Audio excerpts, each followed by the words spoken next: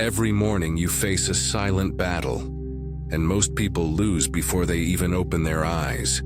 They wake up and reach for their phone, letting other people's agendas, opinions, and problems flood their mind.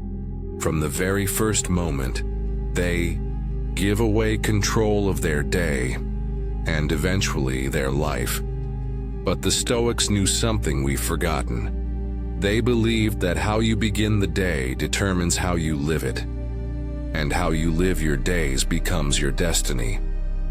That's why they started each morning not with chaos but with clarity, not with reaction but with reflection. This video will guide you through a 5-step Stoic morning routine, not for productivity hacks or feel-good tricks, but for something far more lasting. A mindset forged in reason, purpose, and peace. This is how you attract true success, not by chasing it, but by aligning your soul with what truly matters. Step 1. Wake with intention, the first victory. The moment you open your eyes, the battle begins. Not a battle against the world that comes later. No, this is the quieter, more dangerous fight. The battle within, the war between the part of you that seeks meaning and the part that seeks escape. Most people surrender instantly. Their hand moves on its own, almost unconsciously, reaching for their phone, the modern-day portal to chaos. Before they've even sat up, they've invited hundreds of voices into their minds. News headlines, notifications, demands, comparisons.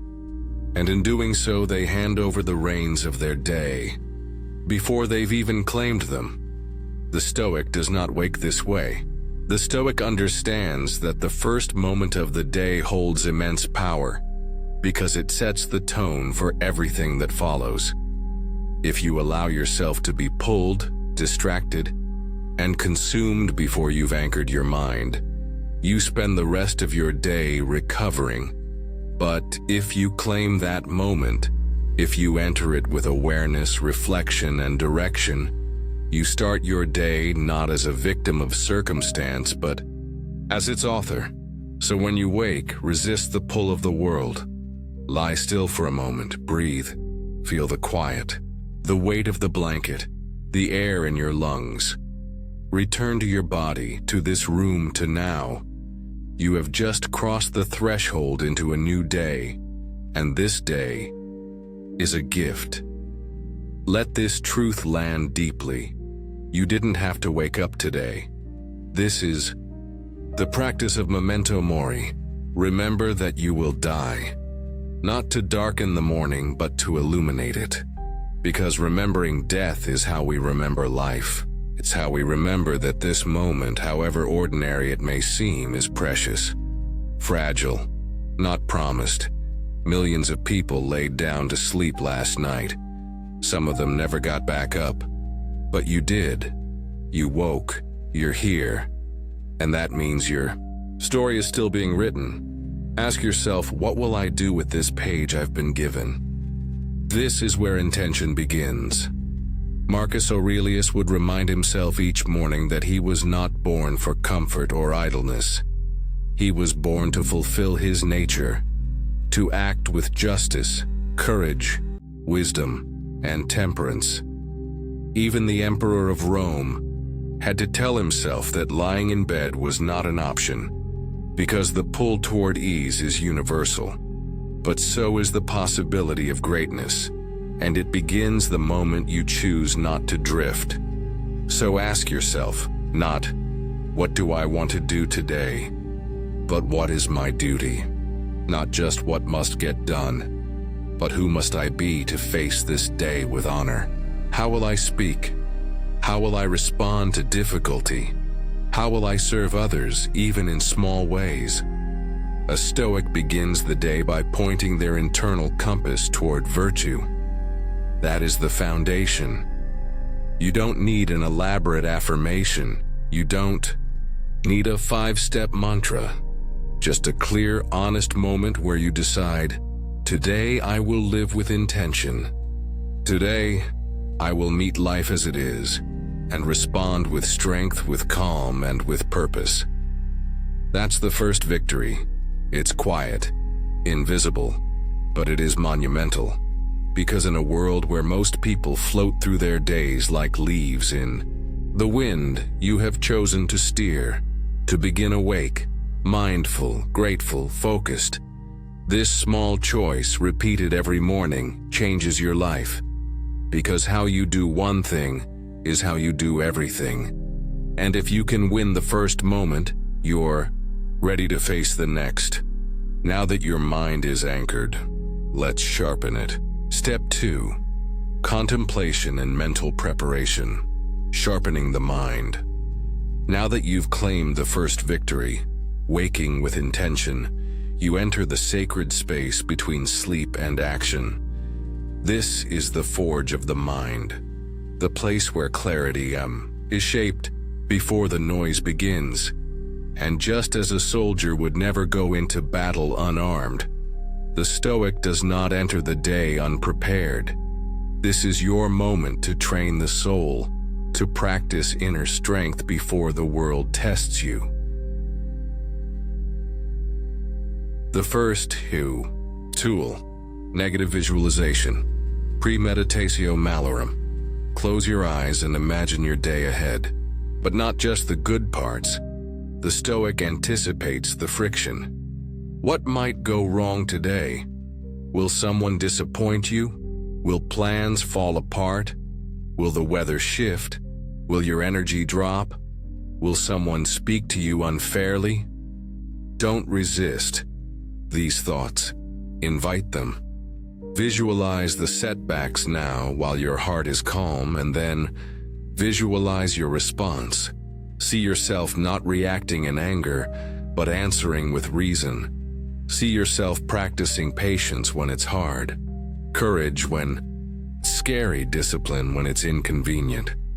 The purpose of this is not to breed pessimism, it's to train resilience, to remind you that nothing is truly a surprise to the prepared mind. As Seneca wrote, "The man who has anticipated the coming of troubles takes away their power when they arrive." Next, shift to a higher perspective. The view from above. Close your eyes and imagine zooming out, far above your body, above your room, above your city. See yourself from space, a tiny dot among billions, and yet not meaningless, connected, a thread in a vast human tapestry. You're not just you. You're a father, a daughter, a neighbor, a stranger. Part of a family, a community, humanity, the cosmos. This is Heracles' Circles, a Stoic meditation to break the illusion of separation and awaken empathy. Your problems may feel large now, but from a higher view, they shrink into perspective. You are not alone, and the world is not against you. It's simply unfolding. This prepares you not only for personal resilience, but for compassion. And finally, turn to gratitude, not a cheesy list, a deep recognition of what already is, the breath in your lungs, the roof over your head, the fact that you have people to care about, and things worth working toward. Think of one burden you don't have to carry today. Think of one gift, however small, that another would beg for. Gratitude reminds the Stoic not to chase endlessly, but to appreciate wisely, because no one is poor who remembers what they already have. These three contemplations, anticipating, difficulty, expanding perspective, and honoring what is, sharpen your mind like a blade. They don't eliminate chaos. They prepare you to walk through it with grace. Now, with your mind clear and your soul steady, you're ready for the next step, turning thoughts into words, reflection into commitment. Let's move into the Stoics' most powerful tool, the morning journal.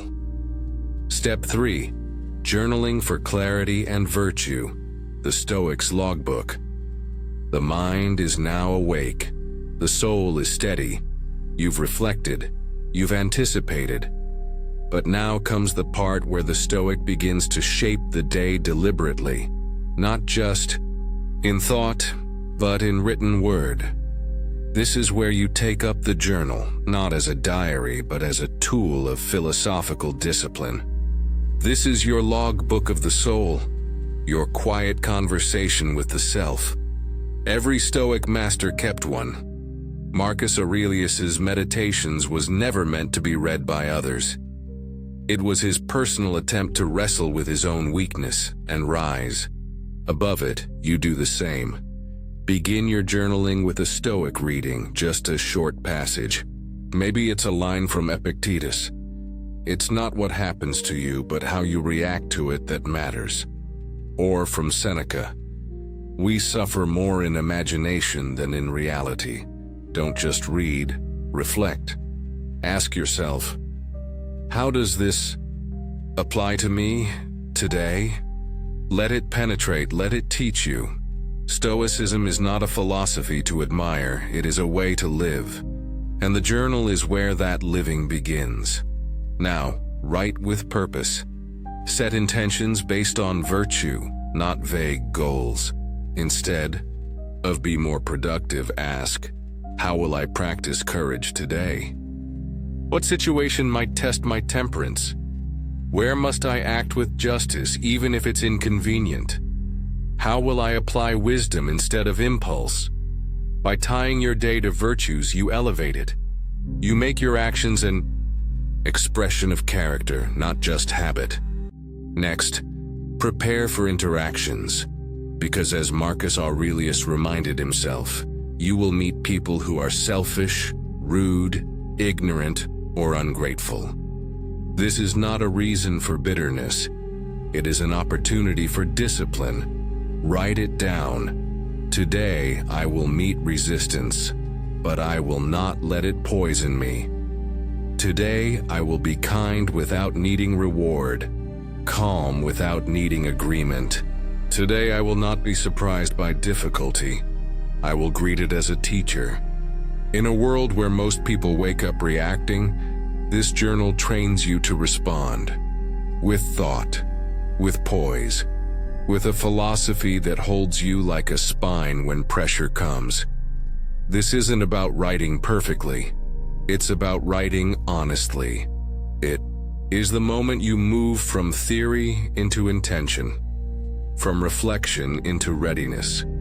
With the mind aligned and the heart committed, you now rise, not just to think well, but to live well. And that requires a body ready to serve the soul. Let's now step into physical discipline, honoring the vessel that carries you through this life. Step 4. Physical discipline, honoring the vessel. The Stoics believe that the body is not something to worship, nor to neglect, but to honor. It is not the center of your identity, but it is the vessel that carries your mind and character through the world. Like a sword to a soldier or a pen to a writer, it must be maintained, not for vanity, but for service. Not to chase comfort, but to endure challenge with grace. So you move, not to look good, but to feel capable. This might be a walk through fresh air, a series of mindful stretches, or a vigorous workout. The goal is not intensity, it's presence. Move with awareness, breathe with intention. Let the rhythm of motion reconnect you with what Epictetus called your role as a rational being in a physical world. In this moment, discomfort becomes your ally.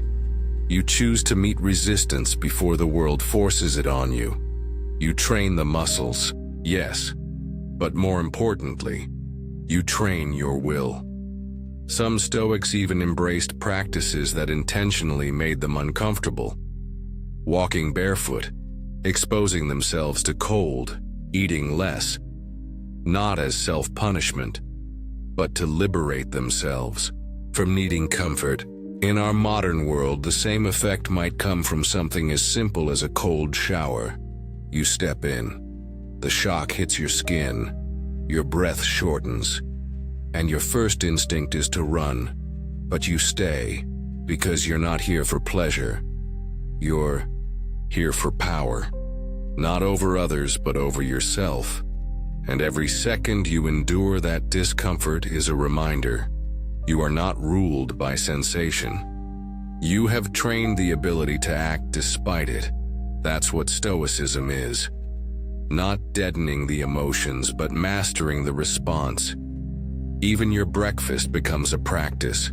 You don't overindulge. You eat with temperance, simple, nourishing food. Enough to sustain, not sedate. You remind yourself, I do not need excess. I do not live to eat. I eat to live. And this doesn't mean your life is joyless. In fact, quite the opposite.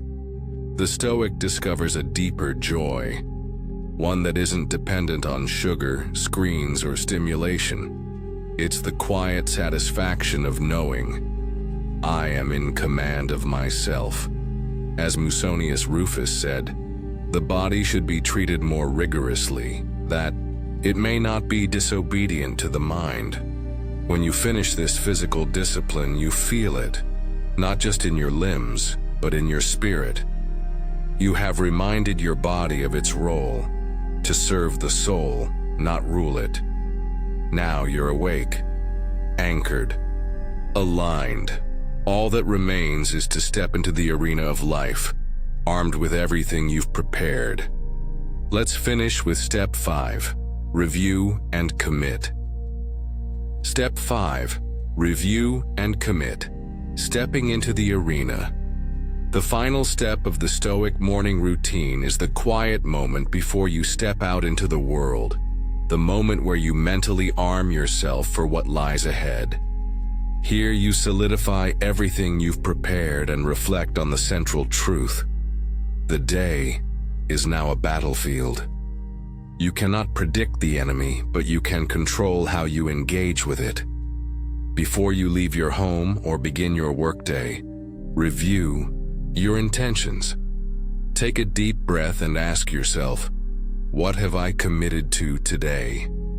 Who do I intend to be in the face of challenge? What virtues will guide me? This is the moment when you mentally arm yourself. You remember that you cannot control everything, but you control how you respond. You control your thoughts, your judgments, and your actions. The rest is beyond your reach. This is where you remind yourself of the dichotomy of control, one of the most important Stoic principles. You cannot control the outcome. You cannot control the actions of others. You cannot control the weather or the state of the world or the moods of the people you meet, but you can control how you respond to them. So, focus only on what is within your control, your thoughts, your judgments, your actions. This is your only battlefield. Everything outside of that is not yours to fight. Then, with this clarity, embrace amor fati, the love of fate. This is one of the deepest expressions of Stoic thought. Embrace everything, both good and bad, as if you chose it. Whatever today holds, disappointment, joy, failure, success, you will accept it. Not passively, but actively. You will choose to meet whatever arises with grace and virtue. You will not complain. You will not resist. You will respond. When the challenges of the day arise, as they inevitably will, you will face them not as burdens, but as opportunities to practice Stoic virtues. The patience to accept what you cannot change. The courage to act in the face of fear. The wisdom to know when to speak and when to remain silent. The temperance to act without indulgence. This is how the Stoic enters the day. not with an illusion of control over every circumstance, but with the profound inner peace of knowing that whatever happens, they will choose their response. As you rise to face the world, your family, your work, your interactions, carry this simple truth with you. Whatever happens today, I will meet it with virtue. I will meet it with wisdom, with patience, with justice, and with courage. And when the day ends and you reflect back on your actions, you can hold your head high, knowing that you've lived with purpose, that you've responded to life rather than reacting to it. This is how the Stoic lives, with focus, clarity, and virtue, no matter what the world throws at them. And there you have it, the Stoic morning routine to attract success and happiness. As you begin your day with intention, sharpen your mind with contemplation, journal for clarity, honor your body with discipline, and step into the world with unwavering commitment. You're not just preparing to survive the day. You're preparing to live it with virtue. Remember, the Stoic path isn't about avoiding difficulty. It's about embracing life with all its challenges, knowing that your response is what shapes your character. Every day is an opportunity to practice resilience, wisdom, and self-mastery. So tomorrow morning, when the alarm rings, don't rush. Wake with purpose. Take the time to mentally arm yourself, reflect on your virtues, and step into the day as the best version of yourself. Every small action, every moment of discipline compounds into a life lived on your own terms. If you found value in today's video, don't forget to like, share, and subscribe to the channel for more insights on Stoic philosophy and personal development. As always, embrace the day and embrace your fate, because the Stoic knows it's not about waiting for the perfect moment. It's about making every moment perfectly yours. Thank you for watching, and I'll see you in the next video.